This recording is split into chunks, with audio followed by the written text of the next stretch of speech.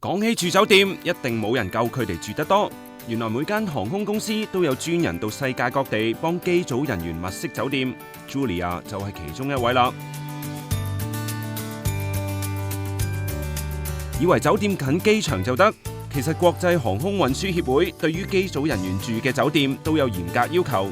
安靜啦，燈光你要可以自己控制到校度啦、夠光啦，亦都可以要夠暗啦、嘈唔嘈啦。有啲酒店可能係單層嘅玻璃，有啲係好犀利嘅，有3層嘅玻璃嘅，咁個隔音都好重要啦。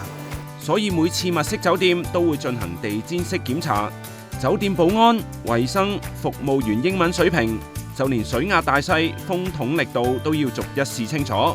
Julia 話：如果咁啱發現酒店有香港 crew 入住，都可以話係信心保證咁話。視察咗過百間酒店，佢話大型酒店通常都有隱藏設備。咁其實酒店本身佢自己咧係可能有一啲加濕器嘅，但係佢唔會講出嚟咯。但係你 request 話，其實佢可以提供到嘅。咁一樣啦，冷風機同暖風機通常酒店入邊咧，佢自己都會配備嘅。至於女士們較關心嘅 amenities，亞洲地區啦，咁基本上你就算3星啊嗰啲，你去到咧，你都會發現牙膏、牙刷、拖鞋呢啲係齊嘅。